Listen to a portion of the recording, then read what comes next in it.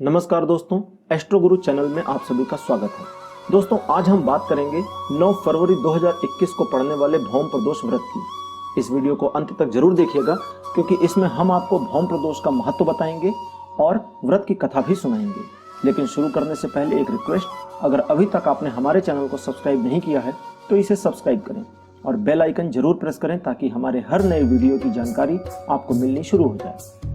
मित्रों, प्रत्येक माह की त्रयोदशी के दिन प्रदोष व्रत रखने का विधान है। यह व्रत कृष्ण पक्ष और शुक्ल पक्ष दोनों में किया जाता है। सूर्यास्त के बाद का कुछ समय प्रदोष काल कहलाता है। सूर्यास्त से लेकर रात्रि के प्रारंभ तक की अवधि को ही प्रदोष काल कहा जाता है। जिन भक्तों को भगवान शंकर, भगवान भोलेनाथ पर अटूट श्रद्धा और विश्वास हो, उनको तो यह व्रत जरूर करना चाहिए। यह व्रत उपासक को धर्म और मोक्ष से भी जोड़ता है। इस व्रत में भगवान शिव का पूजन किया जाता है और भगवान शिव अपने भक्तों को गरीबी, दुख और ऋणों से मुक्ति प्रदान करते हैं। चूंकि मंगल ग्रह का एक नाम भौम भी है, अतः मंगलवार के दिन पड़ने वाले प्रदोष व्रत को भौम प्रदोष कहते हैं। यह व्रत हर प्रकार के कर्ज से छुटकारा दिलाता है, साथ ही कुंडली में मौजूद मांगलिक दोषों में और मंगल के द्वारा उत्पन्न दोषों में भी लाभप्रद होता है। पौराणिक मान्यता यह है कि इस व्रत को करने वाले पे भगवान शिव की कृपा बनी रहती है और साधक की सभी मनोकामनाएं पूर्ण होती हैं और अंत में वह शिवलोक को भी प्राप्त करता है। यह व्रत शत्रुओं के नाश के लिए, सौभाग्य और दाम्पत्य जीवन में सुख शांति के लिए तथा संतान प्राप्ति की कामना हेतु भी शुभ फलदायक माना जाता है। साधक जिस उद्देश्य को ध्यान में रखकर यह व्रत करते हैं, उन्हें वैसा ही फल प्राप्त होता है। अब आपको बताते हैं भौम प्रदोष व्रत की पूजन विधि क्या है। भौम प्रदोष व्रत करने के लिए साधक को प्रातःकाल सूर्योदय से पूर्व उठना चाहिए। नित्य कर्मों से निवृत्त होकर श्री भोलेनाथ का स्मरण करें और व्रत का संकल्प लें। ध्यान रहे, इस व्रत में आहार नहीं लिया जाता।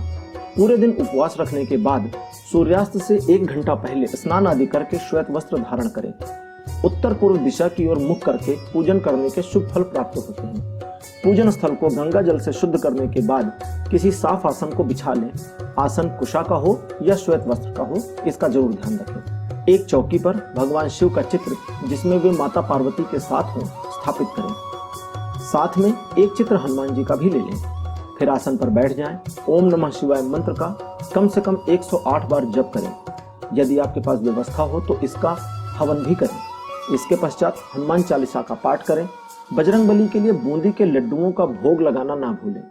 अंत में अपनी सामर्थ्य के अनुसार दान करें या किसी ब्राह्मण को भोजन कराकर उनसे आशीर्वाद प्राप्त करें। इस बात का विशेष ध्यान रखें कि प्रदोष काल में सूर्यास्त के बाद ही पूजा होनी चाहिए।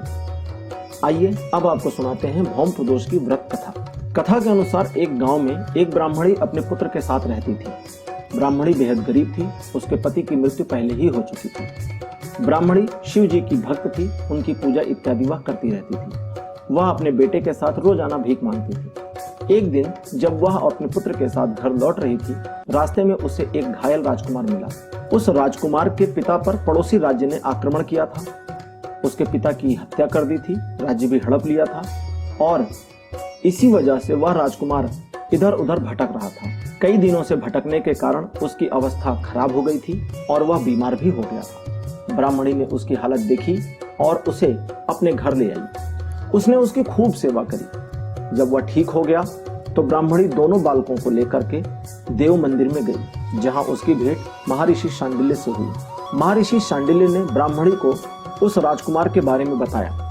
उन्होंने बताया कि यह राजकुमार विदर्भ देश के राजा का पुत्र है और इसका नाम भी विदर्भ है। राजा युद्ध में मारे गए थे और इसकी माता की भी अकाल मृत्यु हुई थी। ऋषि शांडिल्य ने ब्राह्मणी को प्रदोष व्रत करने के लिए प्रोत्साहित किया। इसके बाद ब्राह्मणी ने दोनों बालकों के साथ प्रदोष व्रत आरंभ कर दिया। कुछ समय बाद उस राजकुमार विदर्भ का विवाह एक गंधर्व की पुत्री से हुआ। गंधर्व की सहायता से राजकुमार विदर्भ ने अपना राज्य फिर से वापस प्राप्त किया। राजकुमार ने ब्राह्मणी के पुत्र को भी अपना मंत्री बना लिया। इस प्रकार से प्रदोष व्रत के फल ने ब्राह्मणी को न सिर्फ गरीबी से मुक्ति दिलाई, बल्कि राजकुमार को भी उसका खोया हुआ राज्य वापस प्राप्त करने में मदद करी। तो दोस्तों, यह थी जानकारी और व्रत कथा भौम प्रदोष व्रत की। आप अपने अनुभव, अपने सुझाव कमेंट सेक्शन में जरूर लिखें। इस वीडियो को लाइक करिए, अपने परिवार और मित्रों के साथ शेयर करिए ताकि वे भी इस जानकारी का लाभ उठा सकें और चैनल को सब्सक्राइब करना मत भूलिएगा। धन्यवाद, नमस्कार।